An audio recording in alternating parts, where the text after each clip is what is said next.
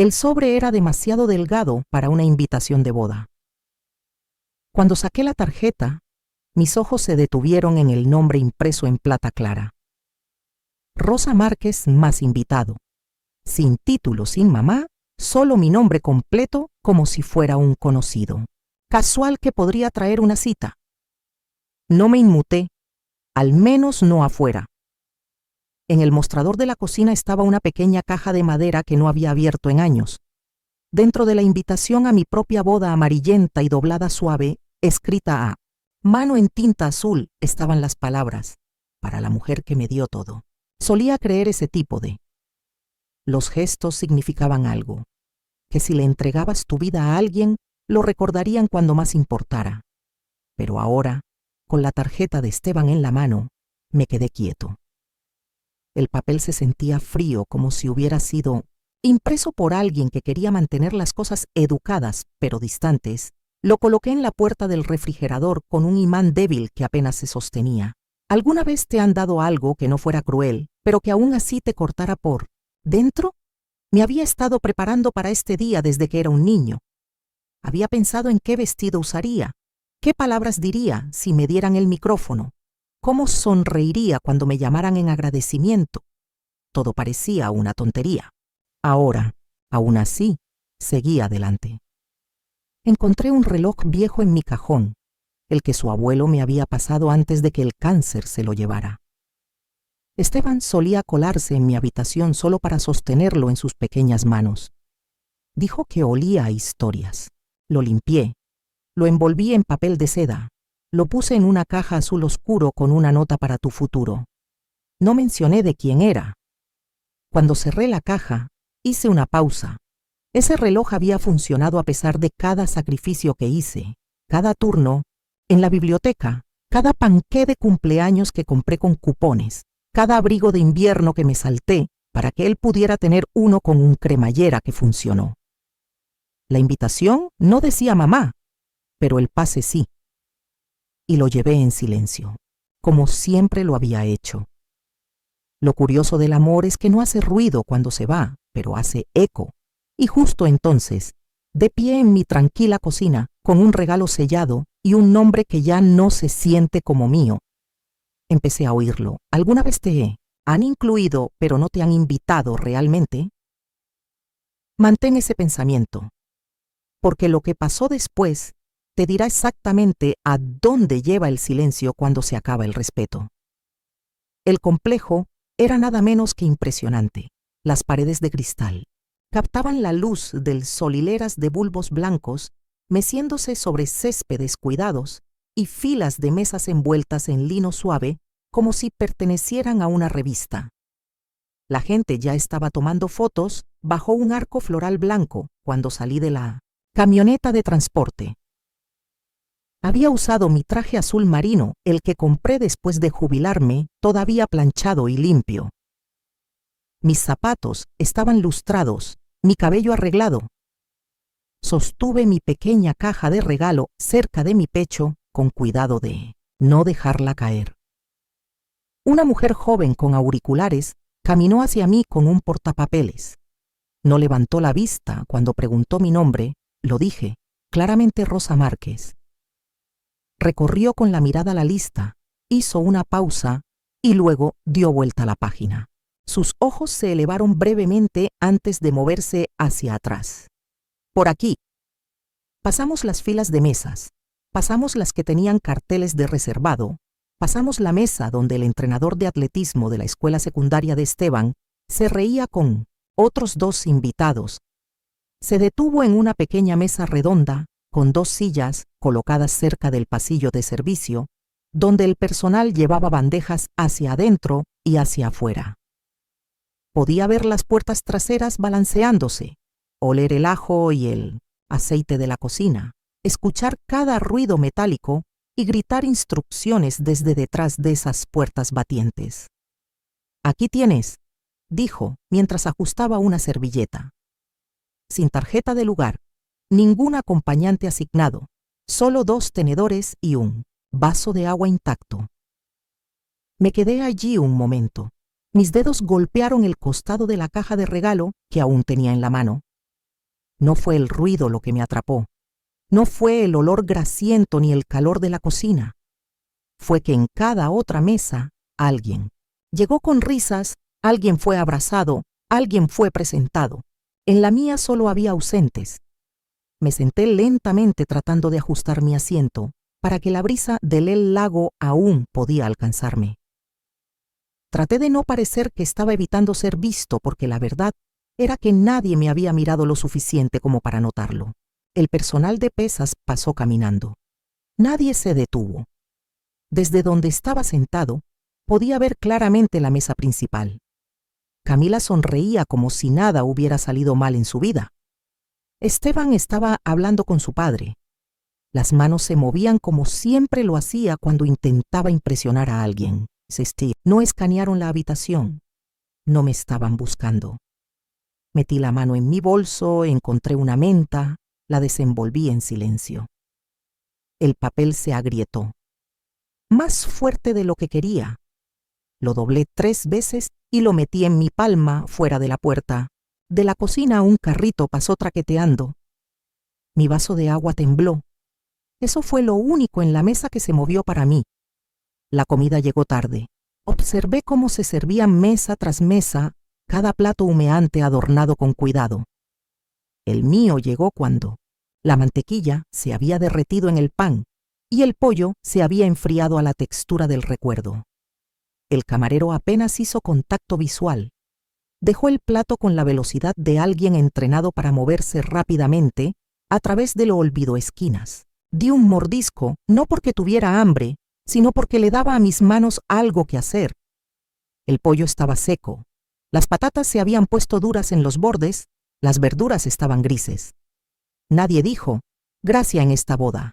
Nadie miró alrededor para ver si alguien no había sido servido. La música sonó. Las copas tintinearon. En el otro extremo del césped, alguien abrió champán con un pop que sobresaltó a los pájaros de arriba. Doblé mi servilleta sobre mi regazo, sostuve mi tenedor cuidadosamente. Comí en silencio. El padrino de boda de Brooks se levantó primero dando un discurso lleno de bromas internas y risas de un grupo de personas que claramente habían ensayado su cercanía. Entonces el mejor amigo de Esteban, un hombre que recordé, una vez durmiendo en mi sofá durante un semestre entero, tomó el micrófono. Habló de las noches largas, el ajetreo, cómo Esteban construyó todo por su cuenta. Por su cuenta no escuché mi nombre ni una vez. Entonces, Esteban se quedó sonriendo, con confianza pulido en un traje ajustado que probablemente había pagado sin darme cuenta. Extrañaba a los mentores, profesor universitario, un entrenador de atletismo de verano, y a los padres de Brooke por su amabilidad y apoyo. Levantó su copa e hizo una pausa. Por un momento pensé, pero él solo siguió adelante. Dijo algo sobre viajes compartidos, sobre el amor como una elección. Bajé mi tenedor. No era dolor, no de la forma en que duele un accidente repentino. Era más silencioso que eso. Como darse cuenta de que el eco en una habitación se había ido, como recordarte que solía ser el mundo entero de alguien y ahora ni siquiera estás en su cielo. Camila llegó casi al final. No para sentarse. Solo se inclinó rápidamente, todavía brillando desde su entrada. Ella sonrió tensa. No queríamos abrumarte con demasiada atención. Es un gran día, más simple de esta manera. Luego se deslizó de nuevo entre la multitud. El perfume de su vestido persistente solo por un respiro. Terminé el plato por costumbre, empujéla, comida a un lado me limpió los labios. Pasó un joven camarero con bandejas de postres. Dudó un momento y luego colocó una rebanada de panqué junto a mi plato. El glaseado ya se había marchitado. Cuando la música cambió al primer baile, me quedé sentado. No hubo baile para la mujer que lo crió. Ni brindis, ni foto, ni mención. Solo el sonido de los cubiertos y los desconocidos aplaudiendo a un hombre al que una vez mecí para dormir en un apartamento de alquiler, cuando todo lo que teníamos era de segunda mano, pero nada era distante. Miré la caja de regalo que descansaba tranquilamente a mi lado todavía sellada como yo, 3 semanas después de la boda. Una carta llegó en un sobre blanco liso, sin remitente, sin logo, el tipo de sobre que te hace apretar el estómago antes de que tus ojos lleguen al contenido. Me senté a la mesa con una taza de café de olla tibio y la abrí con la hoja desafilada de un cuchillo de mantequilla. Era del banco un aviso formal sobre un préstamo con garantía hipotecaria a mi nombre. Las palabras fueron medidas cuidadosamente de manera profesional. Me estaban informando que el cronograma de pago había cambiado. Debido a cuotas atrasadas, mi corazón no se aceleró.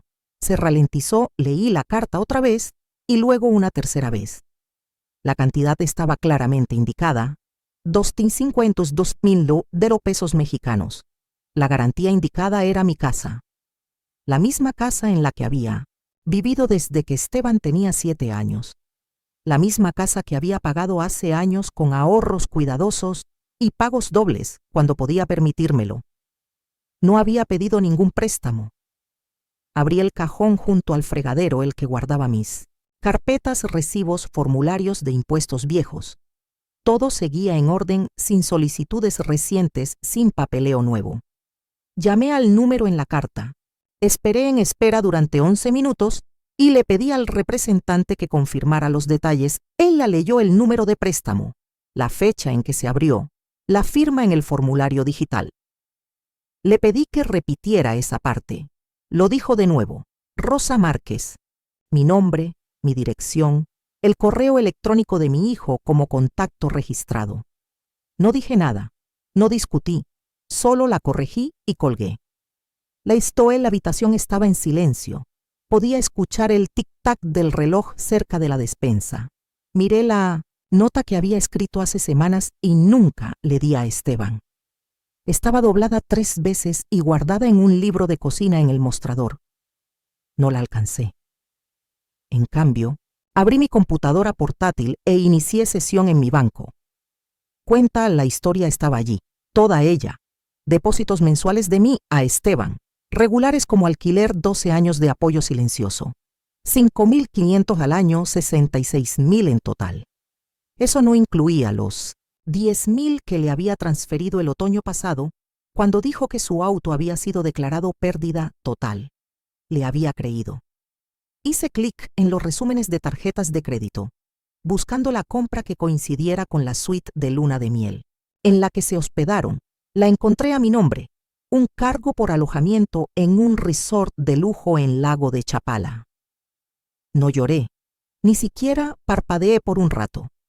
Solo miré los números, fecha, el peso de cada decisión que tomé para ayudarlo a construir su vida, y ahora, de alguna manera, él había tomado prestado contra la mía. No quedaba ninguna negación. No había posibilidad de que esto fuera un error. El papel estaba claro. La deuda era real.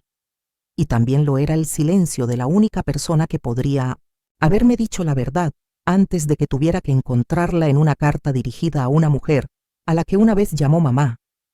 Escribí su nombre en mi teléfono. Dejé que la pantalla brillara allí. Esteban. Sin título, sin emoji, sin foto, solo una simple línea de texto en la parte superior del hilo. Abrí el cuadro de mensajes y escribí 5 palabras. ¿Qué firmaste? Debajo lo borré. Lo escribí de nuevo, esta vez más largo, un párrafo completo sobre la casa. El préstamo, los años que di. Las noches que me quedé despierta doblando su ropa cuando tenía juegos.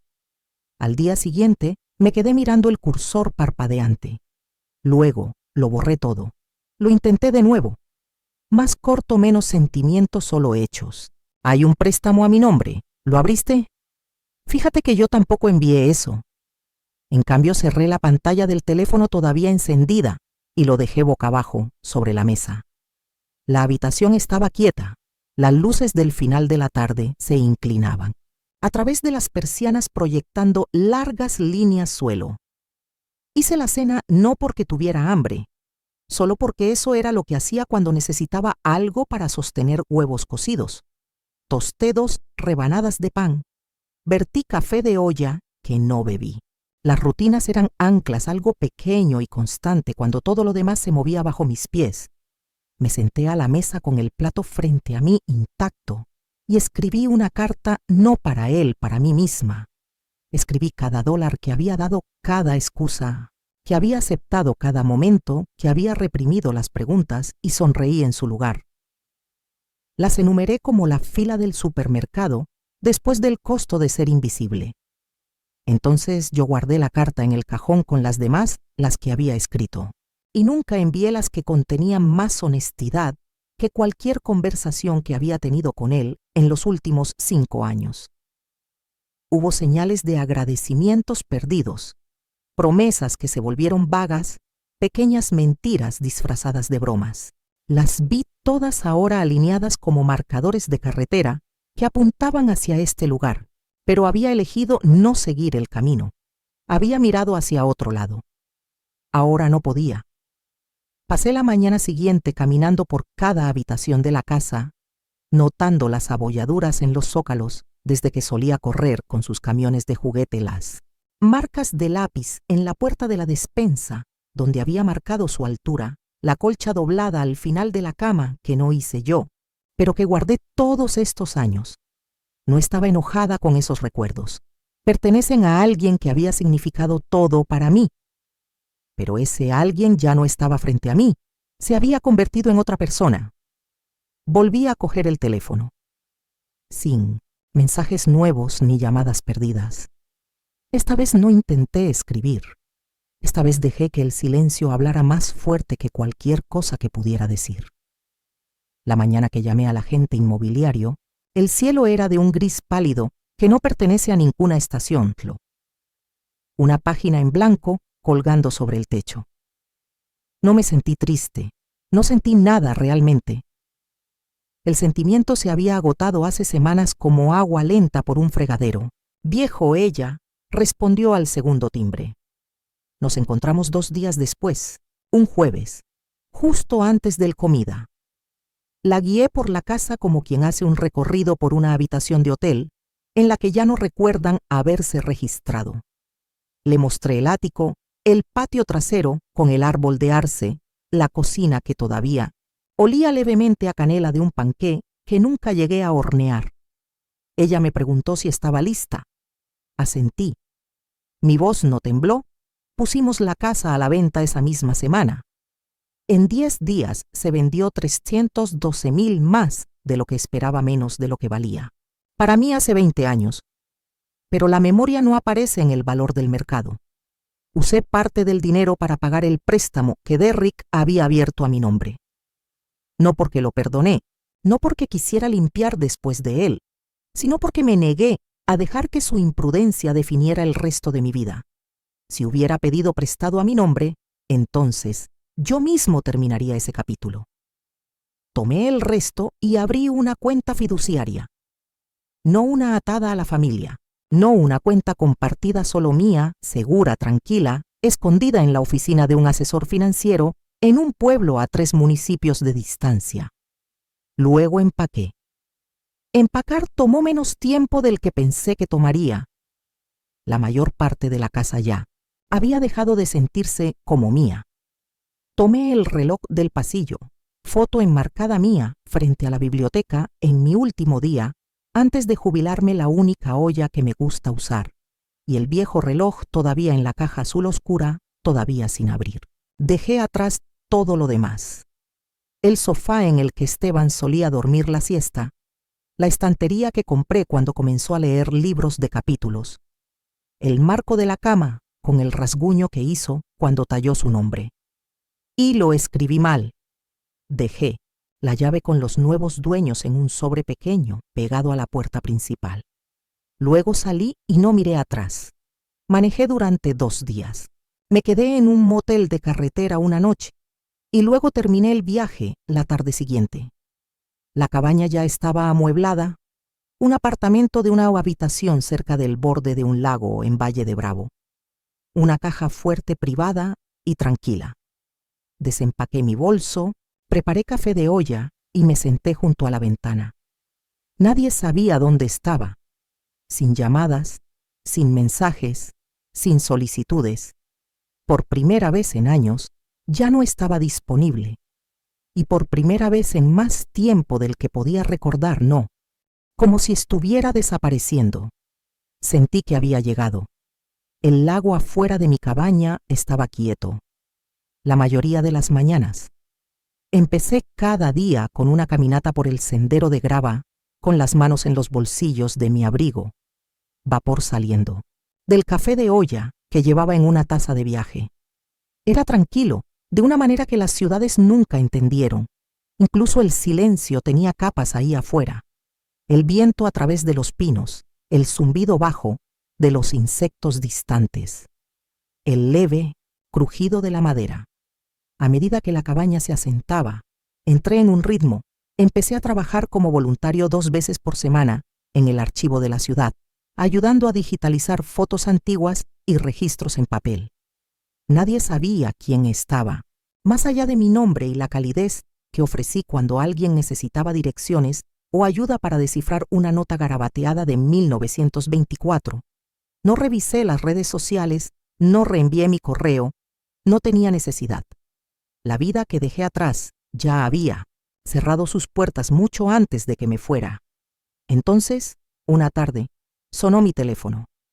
Era un número que no reconocí, pero respondí de todos modos por costumbre. Esteban. Su voz era ligera al principio. Casual. Me preguntó si me había instalado. Bueno, dijo que escuchó que había vendido la casa. Esperé. Hizo una pausa. Luego me preguntó si podía ayudar con algo pequeño. Solo algo a corto plazo. Un préstamo puente. Él y Camila había invertido en un proyecto de renovación. Gran potencial de alto rendimiento, pero estaban un poco cortos de liquidez. No dije nada. Dejé que el silencio se extendiera. Él lo llenó rápidamente, hablando más rápido ahora, diciéndome que había cometido algunos errores, que había estado estresado, que la boda les había quitado más de lo esperado, que me pagarían con intereses. No mencionó el préstamo que había abierto a mi nombre. No mencionó los años de deudas no mencionadas.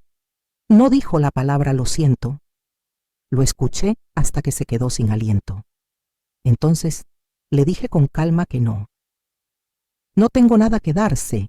Rió como quien se ríe cuando no sabe qué más decir. Luego se quedó en silencio. Dijo que entendía. Dijo que esperaba que me fuera bien. Luego colgó. Puse el teléfono boca abajo y me quedé de pie junto a la ventana durante un largo rato, afuera. El viento había arreciado, el lago se onduló ligeramente como si algo debajo de la superficie se hubiera agitado. Esa noche saqué de nuevo la caja azul. El viejo reloj seguía dentro. No lo abrí. Solo lo sostuve en mi mano, sentí su peso. El pasado. Tenía una forma de aparecer, incluso cuando pensabas que no tenía dirección. Pero esta vez no había venido para quedarse. Había venido a ver si todavía tenía una llave y no la tenía. Pasaron 2 semanas después de la llamada. Las hojas, a lo largo del lago, comenzaron a oxidarse, cambiando el verde por cobre profundo y oro descolorido. Pasé la mayoría de las mañanas caminando entre los árboles, dejando que el silencio del viento y el agua reiniciara mis pensamientos. No me detuve. En la voz de Esteban, ni en la forma en que había cambiado cuando dije que no. No revisé las palabras. Las dejé asentarse donde estaban en el pasado. Pero algo en mí no había terminado. No por amargura, no por venganza, sino porque todavía había puertas abiertas atadas a mi nombre. Silenciosos rastros que quedaban y que necesitaban cerrarse. Empecé con el banco. Programé una reunión con una mujer llamada Beatriz, que manejaba cuentas discretamente para jubilados y clientes reubicados. Nos sentamos uno frente al otro en su oficina, mientras le entregaba cada documento, el préstamo de capital, el rastro de correo electrónico, el registro de firmas, el registro del historial del título de mi propiedad. Ella leyó cuidadosamente. Los lugares marcados con pestañas preguntó algunas cosas. Respondí claramente. Se reclinó en su silla cuando estuvo dedos descansando sobre las páginas, como si estuviera presionando el pasado mismo. Manejaste esto con notable gracia, dijo. No respondí a eso. No había venido por elogios. llegué a comprender qué más aún llevaba mi nombre. Abrió una pantalla. Había 3 tarjetas de crédito que no había abierto, una póliza de seguro de automóvil a mi nombre que no estaba vinculada a ningún vehículo que poseía actualmente, una consulta sobre un nuevo préstamo denegado solo 2 meses antes. La lista había crecido mientras yo miraba hacia otro lado. Beatriz me ayudó a cerrar todas las cuentas. Presentamos informes enviados, verificaciones, contraseñas cambiadas, acceso congelado. Firmé papeles con mano firme, y cuando terminó me acompañó tranquila y respetuosamente. Me subí a mi auto y me senté allí, con las palmas de las manos en el volante. Por primera vez en años supe que cada dólar que tenía, mi nombre, cada firma, cada punto de acceso, era mío otra vez y solo mío. Esa noche revisé la última de mis cajas. Dentro de una enterrada bajo sábanas y fotografías enmarcadas, había una carpeta de acordeón marrón que casi había olvidado. Contenía cada carta que Esteban había enviado a casa desde la universidad. La mayoría eran solicitudes cortas de dinero, recordatorios sobre próximos vuelos, algunas notas de agradecimiento garabateadas. Las leí lentamente y luego las apilé cuidadosamente. No las tiré. Las coloqué en una caja ignífuga en el armario de la cabina, no porque quisiera guardarlas por sentimiento, sino porque me recordaban el camino que había tomado, dónde se dobló, dónde se rompió y dónde finalmente me bajé de él. A veces, la cosa más poderosa que una persona puede hacer no es gritar, ni dar un portazo. A veces el verdadero cambio ocurre en el papeleo, en las firmas reclamadas, en el silencio restaurado. El otoño en el noreste traía una especie de orgullo silencioso. Los árboles sabían cómo desvanecerse sin rogarle a nadie que los mirara. Se dejaban ir sin fanfarrias. Era el tipo de belleza por la que no aplaudías. Solo te diste cuenta y seguiste caminando.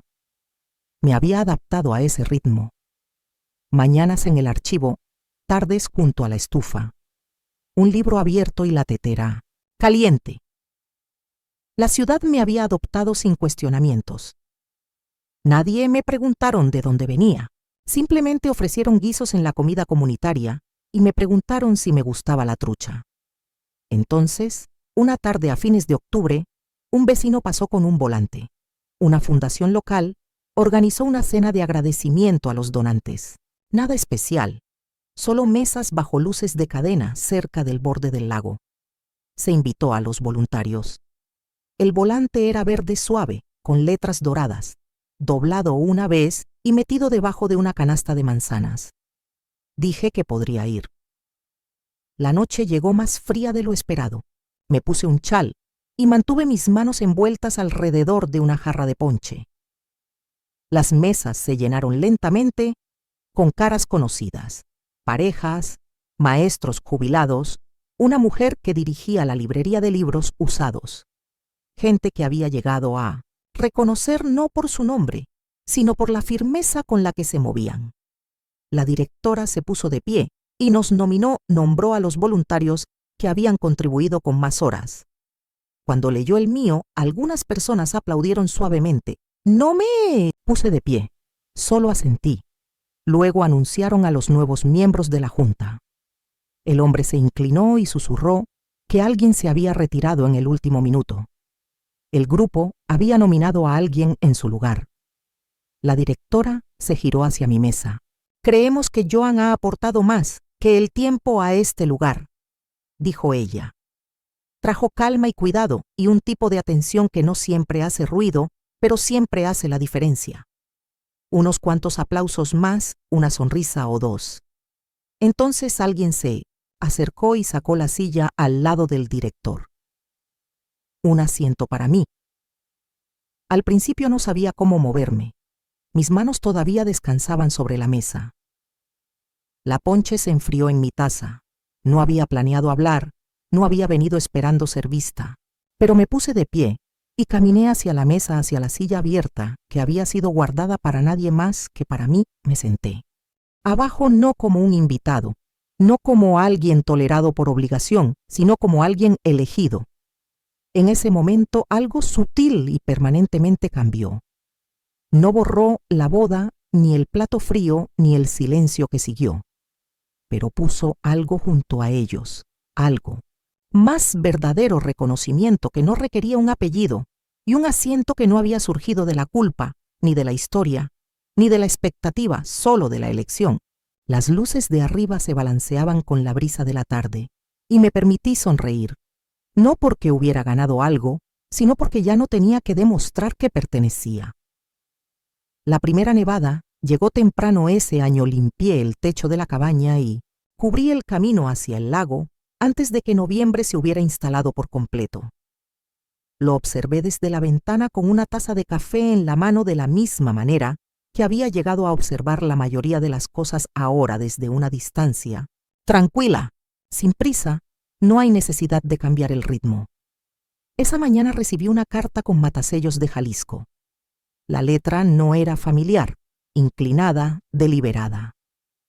Dentro había una invitación doblada y una pequeña tarjeta escondida dentro.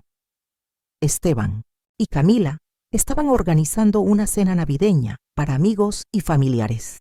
Una nueva tradición, decía, comenzó con gratitud. No había ninguna nota, ningún mensaje personal, solo la tarjeta brillante con los bordes en relieve y mi nombre impreso con los demás.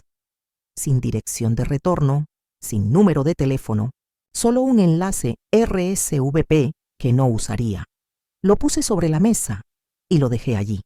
Más tarde ese día, mientras clasificaba cajas en el cobertizo de la cabaña, encontré la tina de almacenamiento que había sellado la noche que salí de la casa.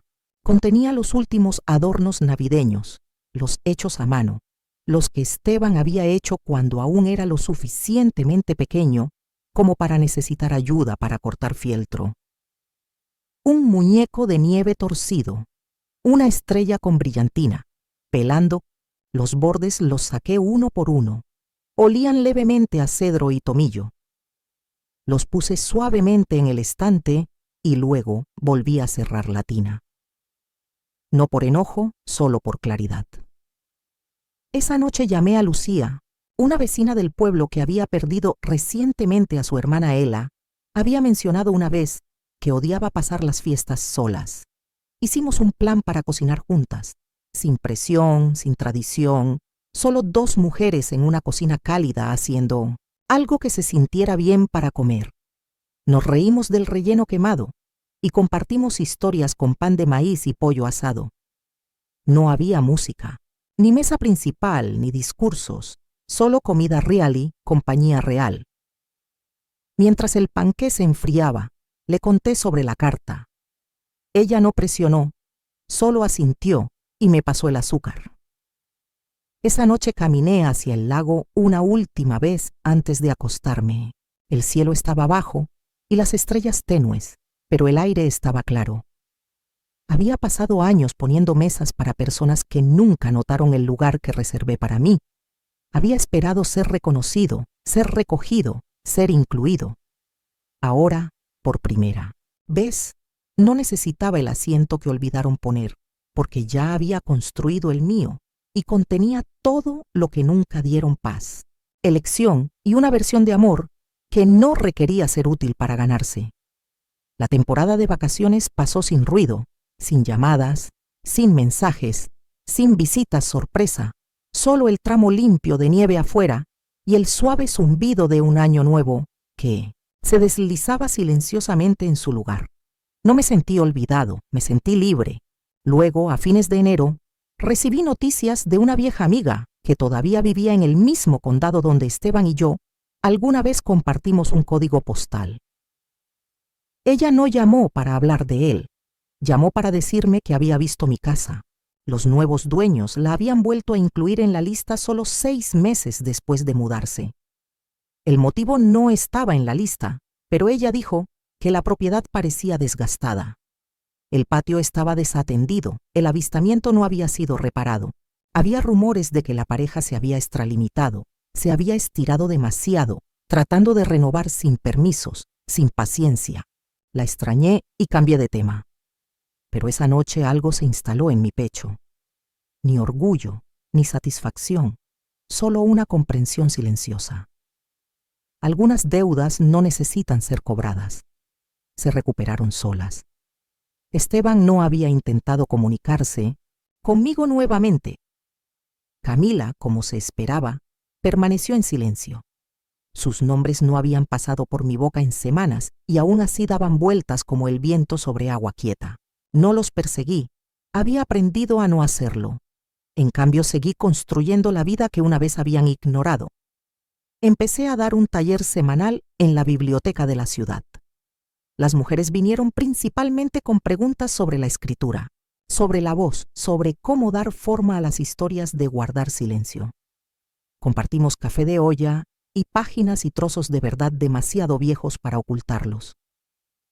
Les dije que solo fragmentos míos, no para proteger, sino para santificar lo que me había llevado años reclamar una tarde después. De clase encontré una nota dejada en mi silla. Sin nombre, solo una sola oración en letra pequeña. No pareces alguien que se quedó atrás. Lo doblé lentamente, lo presioné en la parte de atrás de mi cuaderno y sonreí porque tenían razón. Todo lo que una vez me hizo sentir pequeña, excluida, descartada, se había convertido en el andamiaje de algo inquebrantable. No amargura, no distancia, sino una especie de paz que había tallado con mis propias manos. La ausencia de Esteban ya no se repetía. Simplemente se sentaba en silencio como un libro que había terminado. No olvidado, solo cerrado. Y en su lugar, las páginas que ahora escribo tenían espacio para respirar, para la fuerza, para los capítulos donde yo era la que elegía lo que importaba. La nieve se derritió lentamente. Los días de primavera se alargaban más. La luz empapaba los escalones del porche y calentaba los rincones de la cabaña. Mantuve las ventanas abiertas. Dejé que la brisa corriera por las habitaciones sin pedir permiso. Una mañana, mientras apilaba libros nuevos en la sección comunitaria de la biblioteca, me encontré con una foto que alguien había metido entre las páginas. Era en blanco y negro, con los bordes rizados ligeramente desgastados. Una mujer parada frente a una casa sencilla, con los brazos cruzados, sin sonreír, pero no triste, solo presente como si hubiera estado allí el tiempo suficiente para pertenecer. La volví a colocar donde la encontré y la devolví a mi estante. Algo en esa imagen se quedó conmigo. Esa tarde me senté junto al lago, con las rodillas en alto y el diario apoyado en mi regazo. No escribí nada que no necesitara. La historia ya había sido contada, no con capítulos ni fechas, sino con elecciones. Había elegido la paz cuando el caos me pidió que la siguiera. Había elegido el silencio cuando el ruido exigía respuesta. Y, sobre todo, había elegido permanecer sentada en mi propia mesa, incluso cuando nadie recordaba prepararla. Ya no necesitaba la voz de Esteban. No necesitaba un cierre.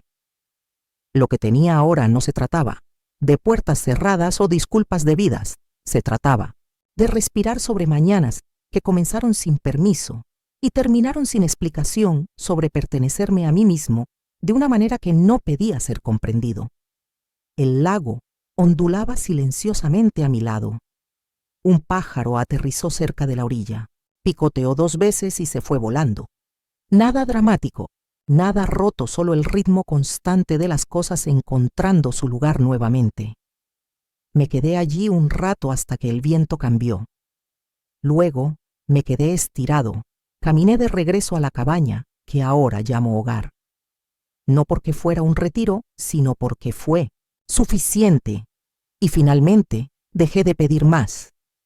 Si alguna vez te has sentido invisible en una mesa, ayudaste a construir esta historia, es para ti. Si alguna vez te quedaste callado mientras otros tomaron esta historia como tuya también. A veces, lo más poderoso que hacemos es alejarnos sin hacer un sonido. Si esta historia encontró algo familiar en tu corazón, espero que la dejes reposar contigo. No estás solo y no estás olvidado. Déjame saber si alguna parte de su historia se sintió como la tuya. Me encantaría escucharla.